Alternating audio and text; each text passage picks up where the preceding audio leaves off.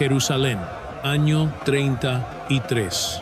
El templo respira pesadamente, sofocado por miles de almas sobre la piedra caliente, un aire espeso a incienso, ofrendas, y el frío choque de monedas. Y justo en el centro de aquel caos, un carpintero galileo está a punto de revelar un misterio que ningún profeta antiguo osó pronunciar, no en las sombras ni en susurros temerosos.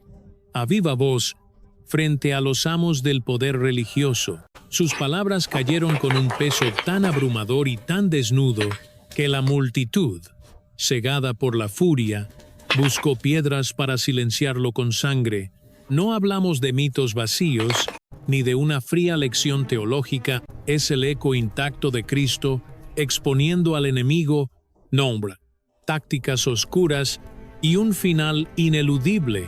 Cada fragmento de esta advertencia descansa en los textos sagrados, un eco olvidado en los altares. Acompáñame a recorrer este sendero y descubrir lo que solo él comprendía. Hay un detalle que pasa inadvertido al posar los ojos sobre las Escrituras.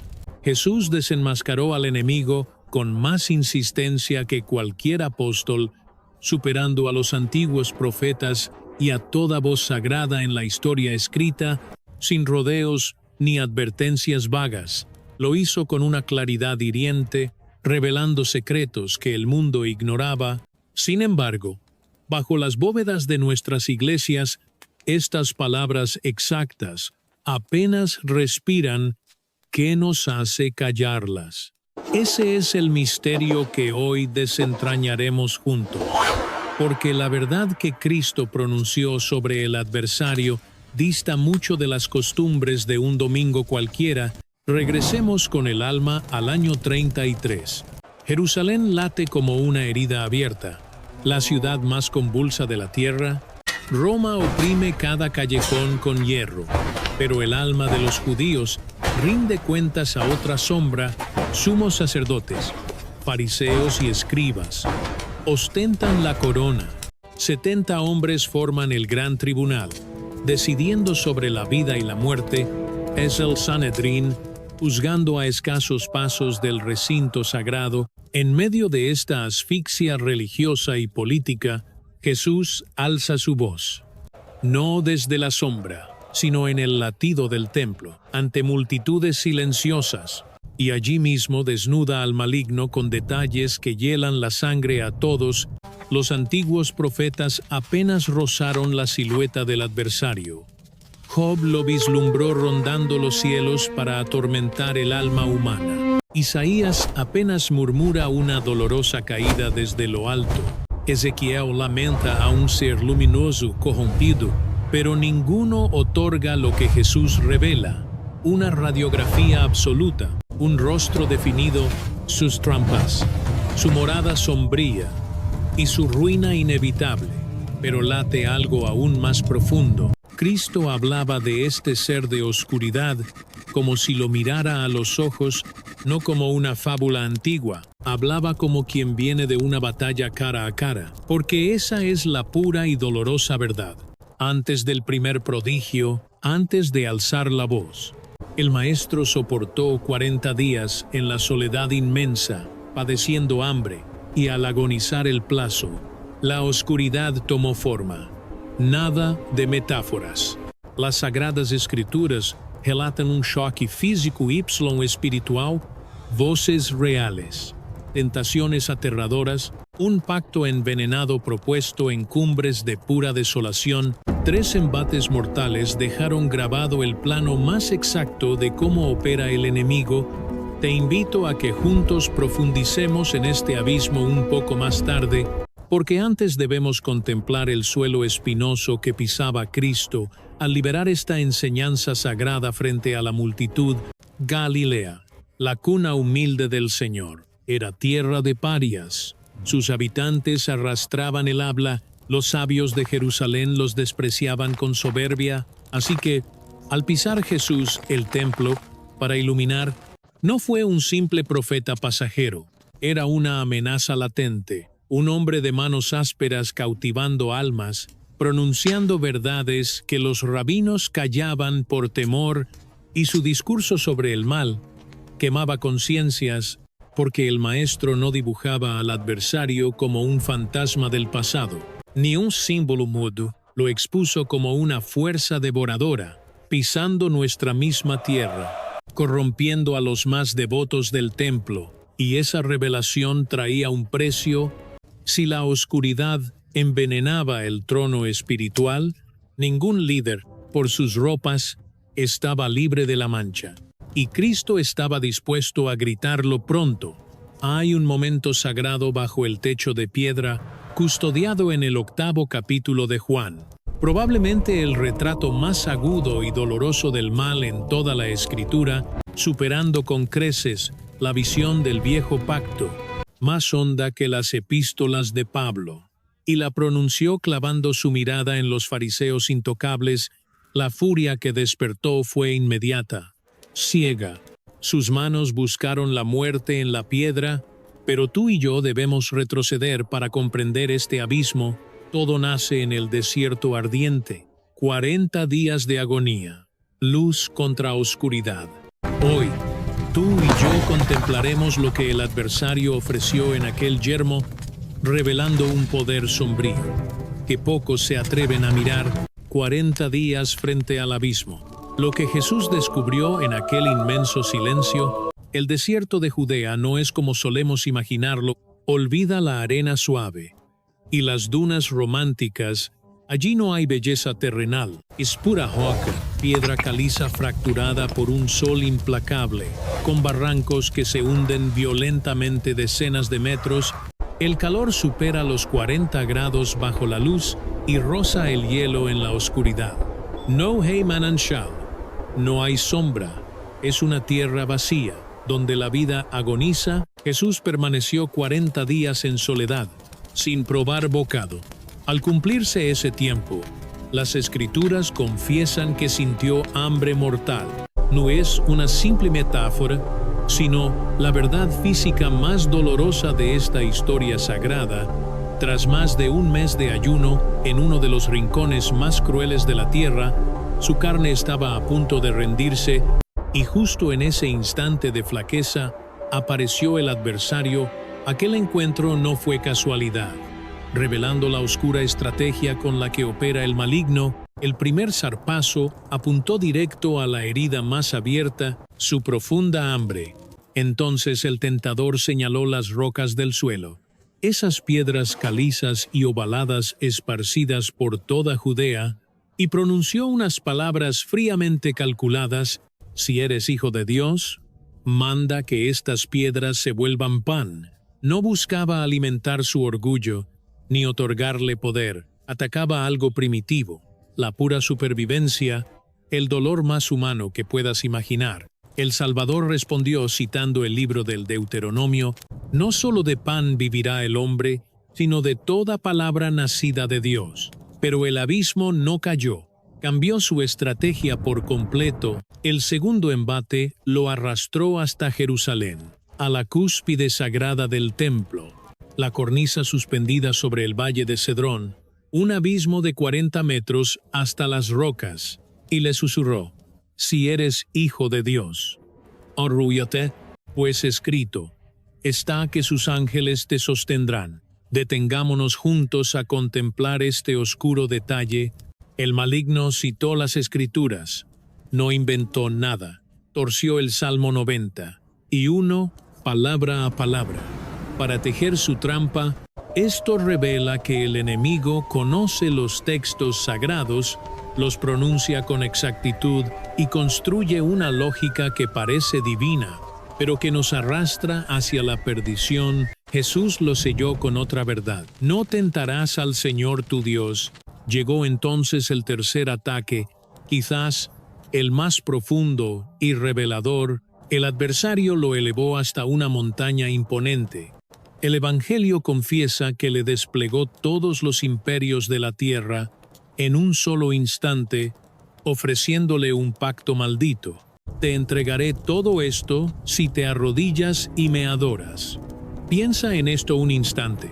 Cristo jamás le respondió que aquello fuera falso.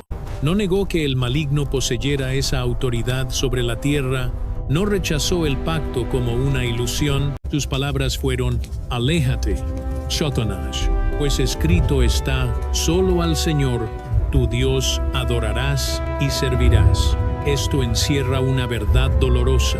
Aquella oferta oscura era completamente real. El enemigo gobernaba verdaderamente sobre esas naciones. Si no fuera así, aquella prueba carecería de toda fuerza espiritual.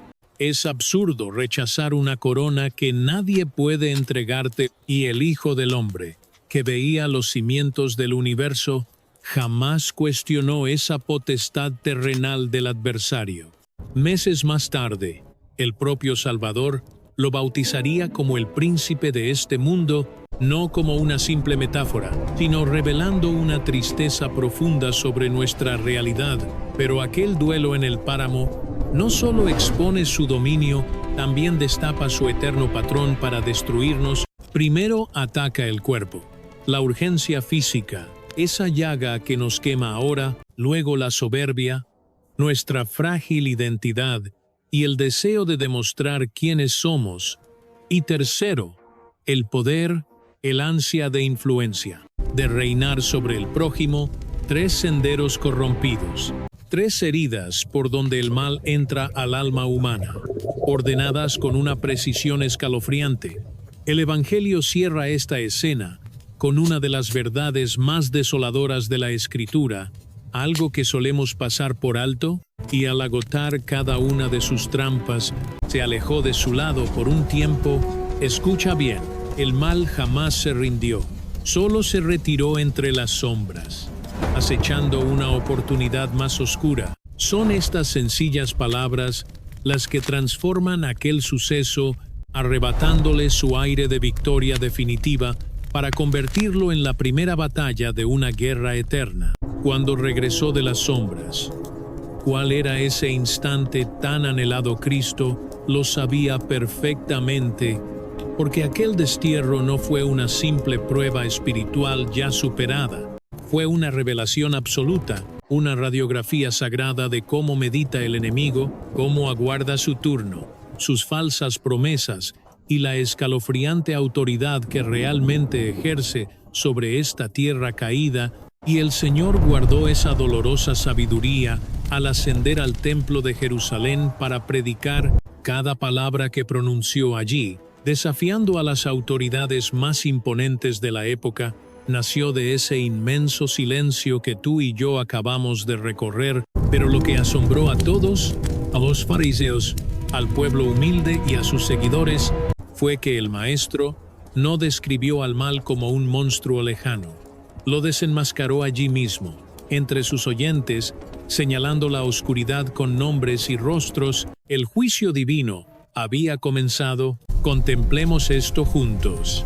Cuando Jesús habló en el templo de Jerusalén, ese santuario no era un simple edificio, era el alma política, económica y judicial del pueblo judío. Bajo sus solemnes columnas de mármol se sellaban negocios y se resolvían tensas disputas legales. Allí se proclamaban las leyes, era el imponente escenario del poder absoluto, y en el año 33, ese poder terrenal residía en unos hombres muy temidos, los fariseos. Aquellos fariseos no eran simples sacerdotes, eran las mentes brillantes de la fe, guardianes absolutos de la ley divina, hombres a los que el pueblo veneraba, pero también miraba con profundo terror. Si su voz te declaraba impuro, quedabas completamente desterrado de la sinagoga, del mercado y de toda compañía humana. Su voz dictaba el destino, y Jesús, aquel humilde predicador galileo sin honores terrenos, llevaba meses desafiando su orgullo frente a todos. La tormenta era inevitable, y estalló en el recinto sagrado. Ocurrió durante la sagrada fiesta de los tabernáculos, ante el asombro de incontables peregrinos. Aquella tensa disputa nació al cuestionar quién era realmente Jesús. Los líderes religiosos ansiaban enredarlo, buscaban exhibirlo como un vil blasfemo ante la multitud. o como un completo ignorante ante los sabios, prepararon una trampa habitual del mundo rabínico.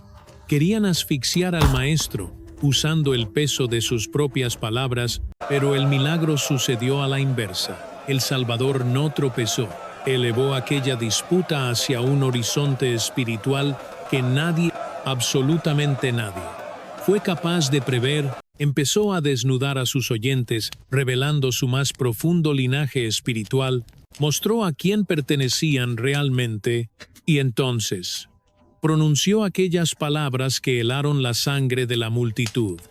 Vosotros sois de vuestro padre, el diablo. Sin insultos vagos ni dulces metáforas, fue un diagnóstico desgarrador, la cruda descripción de un estado espiritual innegable. Y prosiguió. No guardó silencio.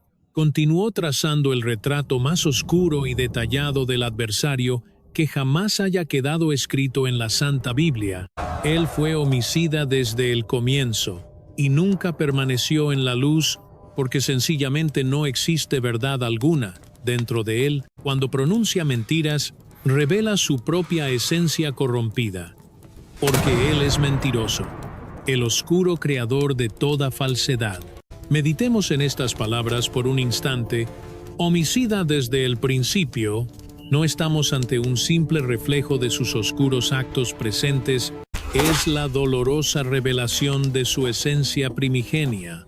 Anterior al tiempo del hombre, jamás aprendió a matar, su existencia misma es pura destrucción. No permaneció en la verdad. Ese verbo susurra una tragedia insondable. Hubo un instante glorioso donde habitó la luz, un lugar sagrado que decidió abandonar por su propio orgullo, padre de mentira. No un simple pecador, entre tantos otros, él es la oscura raíz del engaño. Reflexionemos tú y yo. Cada dolorosa distorsión, cada ciego autoengaño, brota de ese mismo manantial que el Cristo desenmascaró, justo frente a los líderes más venerados de aquella nación. El peso de aquello era devastador. Si aquellas mentes piadosas cumplían la voluntad de ese Padre Oscuro, su perfecto sistema religioso dejaba de ser un escudo celestial, se convertía, trágicamente, en la herramienta predilecta del mal. Eso trascendía el agravio terrenal. Era una sagrada acusación con inmediatas consecuencias políticas directas, pues si la multitud abrazaba esta dolorosa verdad, la inmensa fortaleza de autoridad que aquellos hombres erigieron por siglos caería convertida en polvo. Ya no lucían como guardianes divinos, según el Maestro, solo eran tristes herederos del oscuro, padre de la mentira. La furia estalló al instante, acorralados. Los fariseos respondieron con su única arma terrenal. Intentaron manchar la identidad sagrada del Salvador, lo llamaron samaritano, el peor desprecio de aquella era, y afirmaron que un espíritu inmundo habitaba en él. Su ciego juicio era básico.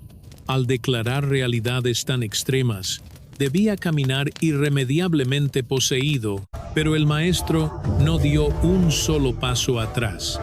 Entonces pronunció unas palabras que elevaron el conflicto hacia un abismo insondable.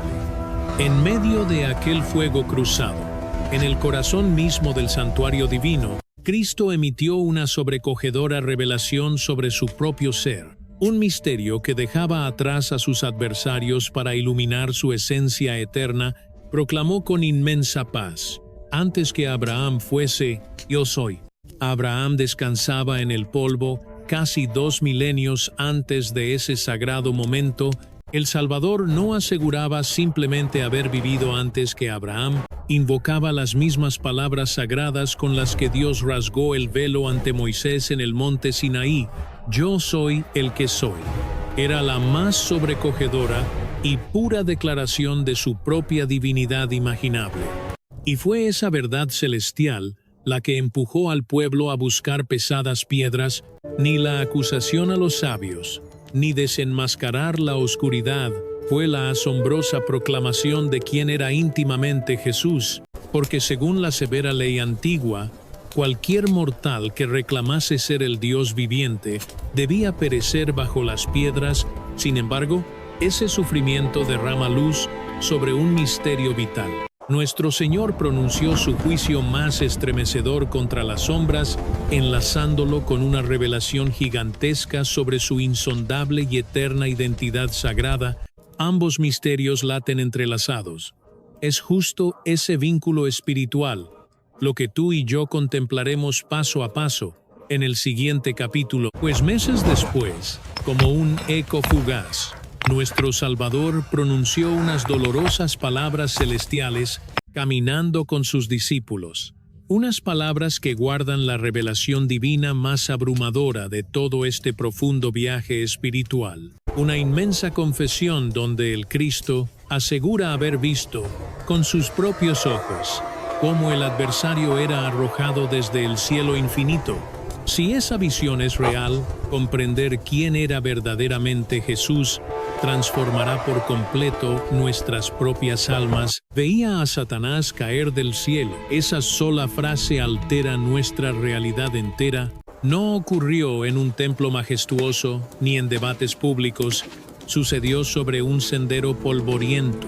En la quietud entre Galilea y Judea, 70 hombres regresaron sin aliento hacia Jesús. Portando un misterio insondable en sus pechos, venían de su misión. Él los envió de dos en dos hacia lo desconocido. El mandato era puro: predicad, sanad las heridas y descansad donde os acojan. Si había rechazo, debían continuar sin oro, sin cargas mundanas. Una entrega absoluta y desnuda. Retornaron temblando de gozo terrenal por algo sobrecogedor.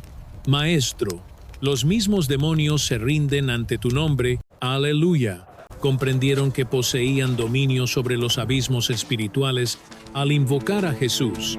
Las sombras que torturaban almas caían rendidas al instante.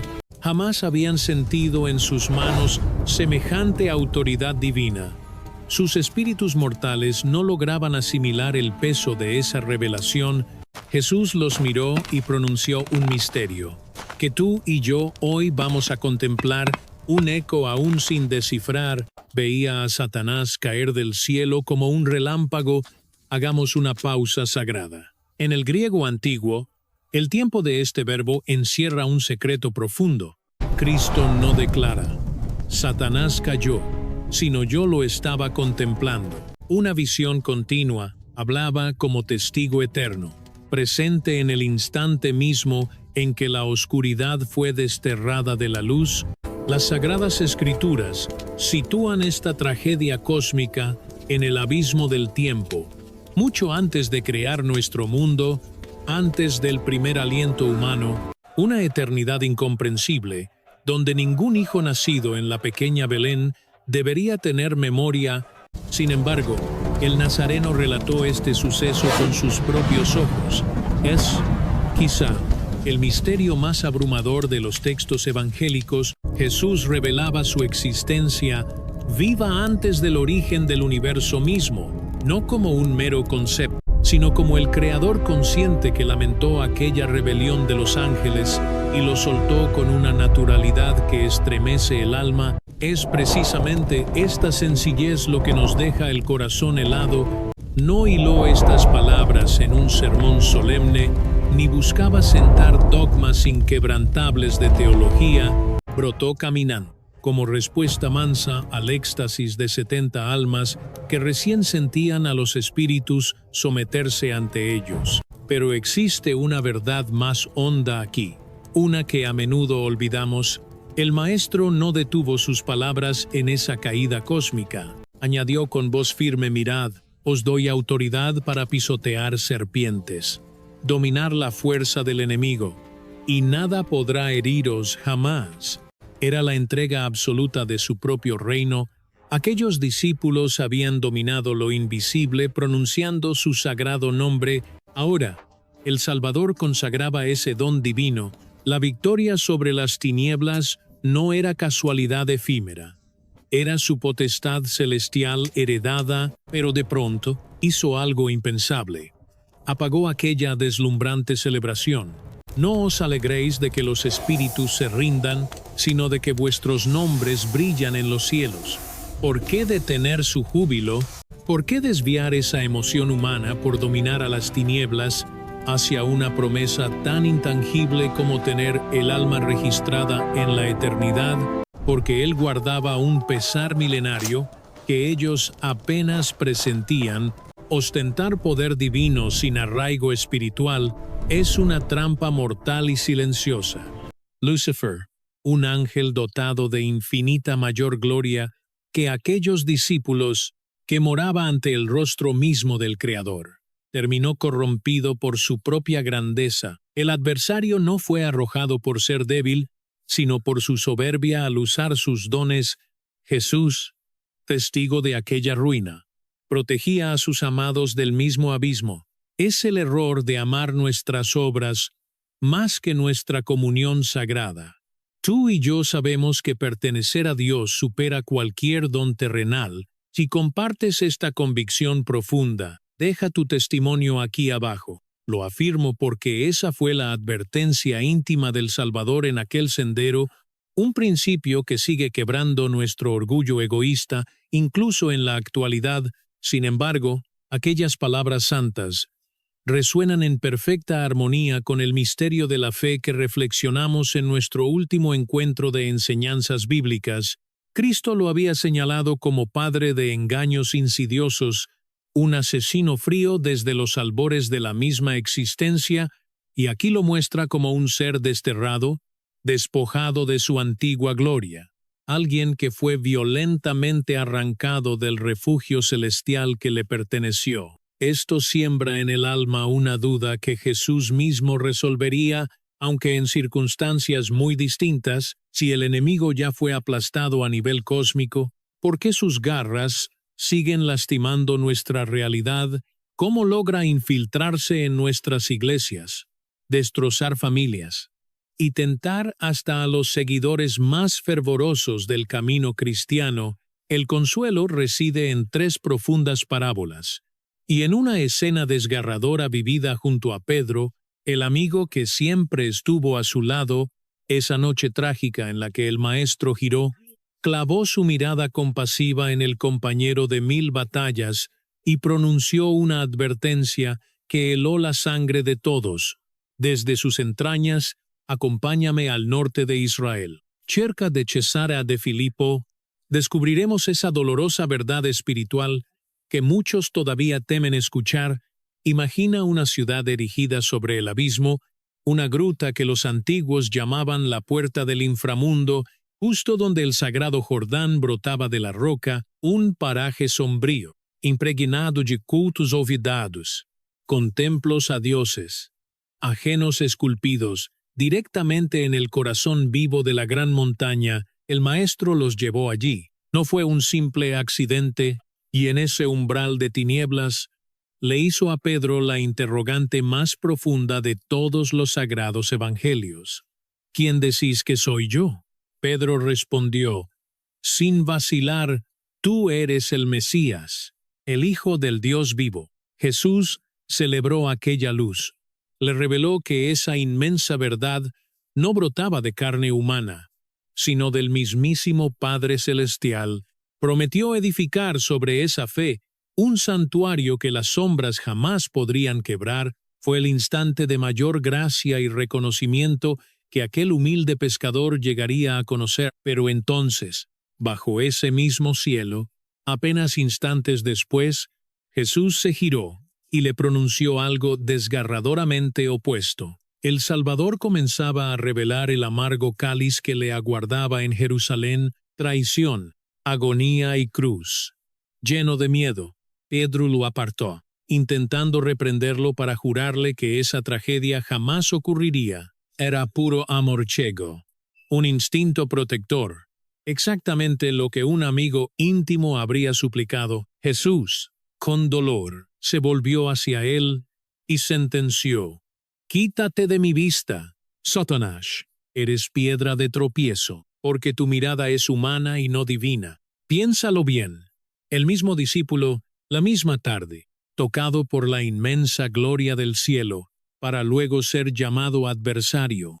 El maestro no afirmaba que Pedro fuera el maligno, estaba señalando una sombra infinitamente más sutil en ese trágico instante.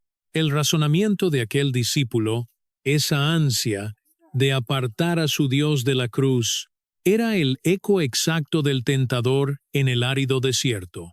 La misma seducción, el mismo oscuro patrón, esa antigua trampa para esquivar la cruz, buscando la gloria sin sacrificio. Rindiéndose a lo fácil, Pedro no albergaba maldad. Era trágicamente humano y te confieso, eso es lo que vuelve este misterio algo profundamente estremecedor, porque si la sombra puede deslizarse en la mente del hombre que acaba de pronunciar la confesión más sagrada de la historia bíblica, entonces no debemos preguntarnos si aquellos que habitamos los templos de Dios somos vulnerables a convertirnos en instrumentos de las tinieblas. La verdadera angustia es cómo y cuándo sucederá y el Salvador ya había entregado una luz para este abismo, narrando una inquietante parábola. Un labrador esparce buen trigo, pero en la oscuridad, mientras todos duermen confiados, el enemigo se arrastra, sembrando maleza venenosa, una planta engañosa, que en sus primeros brotes resulta dolorosamente idéntica al trigo verdadero. Los siervos descubren el engaño demasiado tarde, cuando arrancar la mentira destrozaría también la cosecha pura. Al suplicar si deben purgar el campo, el Señor responde con paciencia divina: dejen que luz y sombra crezcan entrelazadas hasta el juicio. El Maestro desveló este misterio con una claridad sobrecogedora. El campo es nuestro frágil mundo, y quien planta esa semilla sagrada es el mismísimo Hijo del Hombre. La maleza representa a los hijos de la oscuridad, sembrados por el adversario. Esta revelación de Cristo duele en el alma, pero es innegable. Las tinieblas no asedian el templo solo desde los muros exteriores, infiltran almas en nuestros altares, personas que respiran junto al creyente, imitando su devoción de forma aterradora, y el Creador, en su inescrutable silencio, lo tolera. No por ceguera, sino porque purgarlo ahora terminaría destrozando también la obra buena. Pero acompáñame a contemplar una segunda historia que ilumina este oscuro mecanismo del adversario. En las sagradas palabras de la parábola del sembrador, Cristo nos revela 4 senderos distintos del alma, donde cae la palabra de vida. En ese corazón endurecido y yermo, nos desvela una tragedia silenciosa. Es la misma tristeza que sientes tú, cuando la gracia de un hermoso sermón se desvanece de tu espíritu a los 2 días. Llega la sombra y arrebata esa sagrada semilla. No es simple poesía, es un robo espiritual muy real. El abismo vigila nuestros púlpitos, acecha en el silencio posterior, con la fría misión de robar esa esperanza antes de que florezca.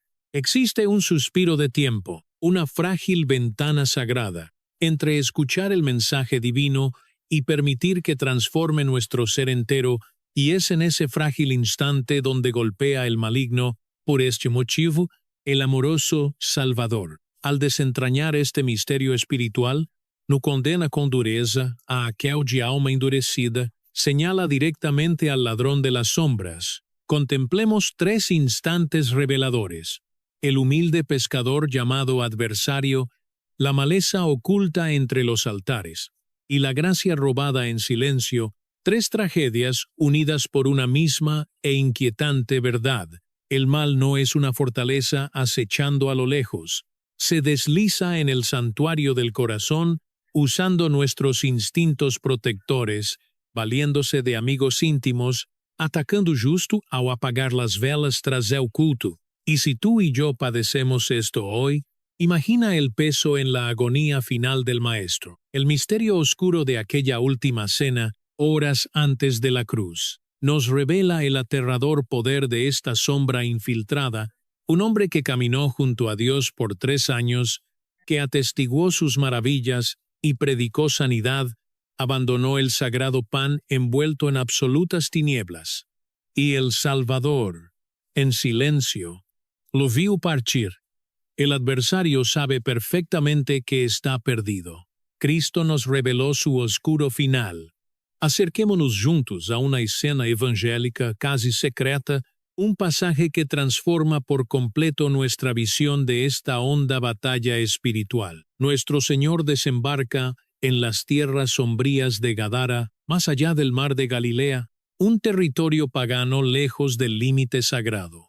Y allí, emergiendo del frío de los sepulcros, surge un alma atormentada que los lugareños llevaban años intentando someter sin éxito. Atado, soltado y vuelto a encadenar, nadie podía calmar su terrible tormento. Al divisar al maestro en la lejanía, el desdichado corrió a postrarse y de sus labios no brotó violencia, sino una súplica interrogante. ¿Qué tienes conmigo? Jesús, Hijo del Dios Altísimo, te suplico que no me atormentes, no escuches ahí rebeldía, sino un terror absoluto. Hay una confesión inmediata de la divinidad de Cristo, y algo más profundo.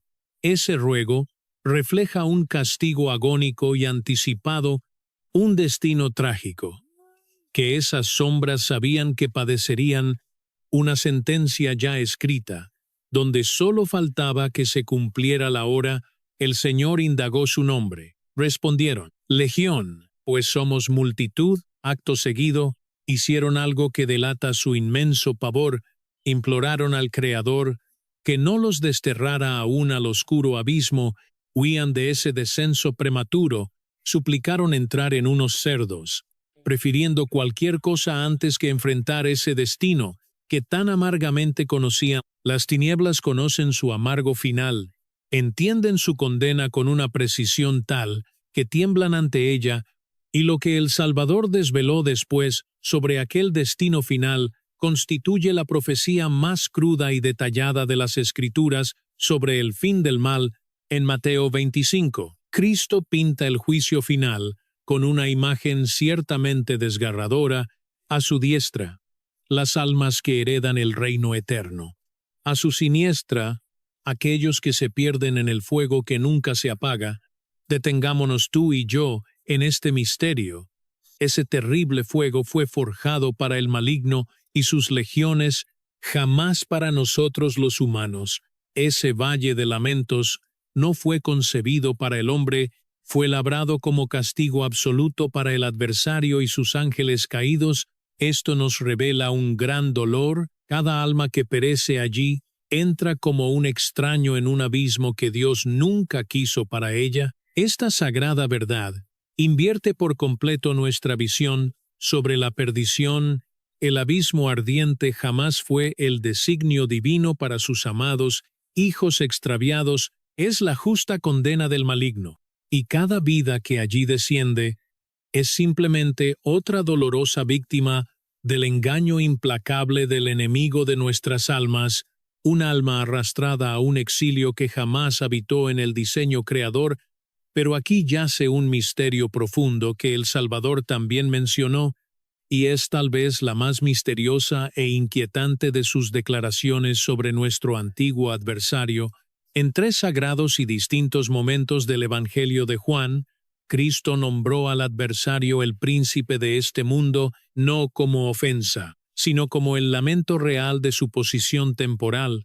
Él domina las sombras y ejerce un cruel poder sobre las estructuras terrenales caídas, mas en esas mismas escrituras iluminadas, nuestro Redentor pronunció una verdad que envuelve esa triste realidad en un profundo misterio. El príncipe de este mundo ya fue sentenciado, un hecho sagrado consumado, un rey que gobierna siendo ya un prisionero condenado. Esta dolorosa dualidad no es un fallo en las palabras santas, es el retrato más certero de nuestra actual y silenciosa guerra del espíritu. El oscuro enemigo opera bajo una sentencia celestial ya dictada, mas la justicia final aún aguarda su hora, como un tirano despiadado que ya perdió la gran guerra cósmica, pero que todavía hiere a la creación mientras llega el inevitable fin. Y esto ilumina una triste verdad, que el Maestro advirtió sobre el enemigo al sentir que sus horas mueren. No siguen, desata su furia, un espíritu sombrío que comprende que sus días terminan y que solo le aguarda aquel fuego eterno labrado para su propio tormento, no haya motivo para la paz. Siente la urgencia amarga de multiplicar su destrucción, de arrastrar consigo cada alma inocente antes del golpe final. Ese doloroso despecho explica la terrible crudeza de la agonía espiritual durante las horas más sagradas y decisivas de nuestras escrituras, aquella silenciosa noche previa al Calvario, las sombras cubriendo el juicio del Señor, y la angustia sobre sus fieles apóstoles en la hora santa. Nada de eso fue un caos azaroso. Pensemos en esto, tú y yo. Es la jugada cruel de quien conoce su derrota y derrama su odio calculado, y el Salvador lo presentía, lo sentía porque, allá en el silencio del desierto, lo miró a los ojos. Lo comprendía porque lloró su caída desde la antigua creación, lo sabía íntimamente porque, en la noche sagrada de su adiós, durante la última cena, al partir el pan y bendecir la copa, contemplaba con tristeza las sombras acechando la mesa, veía el alma de Judas y percibió el helado instante en que el maligno lo invadió, mas dolorosamente lo permitió, pues el Redentor albergaba un misterio insondable sobre aquel oscuro atardecer que ninguno de sus amados discípulos lograba percibir todavía. Sus palabras santas, antes de caminar bajo las estrellas de Getsemaní, resumen con pesar todo lo que advirtió sobre las tinieblas durante 3 años de entrega absoluta, y existen 3 lamentos divinos y precisos que engloban este misterio: el testamento final de Cristo sobre el mal,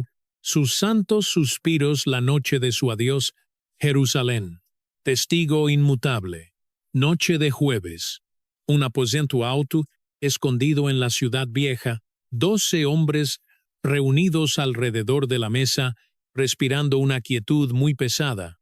El aroma a pan fresco, vino tinto y hierbas amargas llenaba el aire.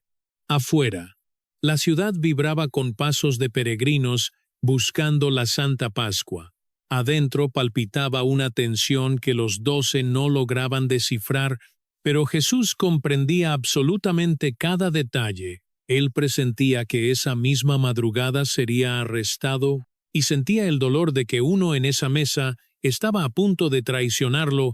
Anticipaba que al despuntar el sol, sus amigos más íntimos huirían asustados. Comprendía con el corazón que el inmenso dolor de esa madrugada era el destino exacto hacia el cual había caminado desde la eternidad. En medio de esa quietud, durante esa conmovedora última cena previa al madero, el Maestro pronunció 3 revelaciones sobre el enemigo, que resumen bellamente todo lo que había predicado durante 3 años de profundo ministerio. La primera herida involucra a Judas Iscariote, quien caminó 3 años junto al Cristo. Judas bebió de sus palabras, presenció maravillas innumerables e incluso marchó en misión sagrada, sometiendo espíritus oscuros bajo el poderoso nombre de su amado Maestro. Jamás fue un extraño, pertenecía al círculo más íntimo, custodiaba las ofrendas y alguna vez gozó de absoluta y plena confianza. Y en esa cena, justo cuando el Salvador partió el pan empapado para ofrecérselo con amor, el apóstol Juan anota unas palabras desgarradoras, únicas en todos los textos sagrados. Nos dice que, tras tragar aquel bocado, la oscuridad misma poseyó a Judas. No fue antes, ocurrió después, justo en ese instante de profunda comunión espiritual, durante el gesto de amor más sagrado que alguien podía ofrecer. Fue allí donde la sombra encontró su trágica puerta abierta. Jesús penetró su alma con la mirada y suspiró: «Lo que vas a hacer, hazlo pronto». El resto de la mesa quedó en absoluto desconcierto, Creyeron ingenuamente que hablaba de preparativos para la festividad. Judas abandonó la sala de inmediato, y Juan sella la memoria con un lamento desolador, afirmando simplemente que ya era de noche, pero las santas palabras que siguieron, cuando esa puerta se cerró, contienen un misterio aún más hondo. El Señor alzó la voz con un anhelo diferente, casi desesperado, como un padre consciente de que el reloj se detiene y necesita entregar su testamento de amor en los escasos instantes de vida que le restan, y durante esa sagrada enseñanza que hoy llamamos el discurso del aposento alto, escuchemos juntos. Esta revelación mencionó al enemigo de un modo inesperado, no para asustar, sino, anunciando el abismo inminente, dijo: «El príncipe de este mundo viene y no tiene nada en mí». Detengámonos un segundo ante estas solemnes palabras. Su primera gran verdad afirma que el príncipe de este mundo se aproxima. El Nazareno estaba profetizando el inmenso dolor que estallaría pronto entre los olivos de Getsemaní ante el tribunal romano y clavado en la cruz, no como un simple choque de imperios o religiones, sino como la embestida más cruel del gran adversario. La sangre de esa madrugada no era apenas el beso frío de Judas o el miedo de Pilato, era el mal, desatando lo que creía sería su golpe de gracia definitivo. Pero el siguiente suspiro del Salvador transforma la historia.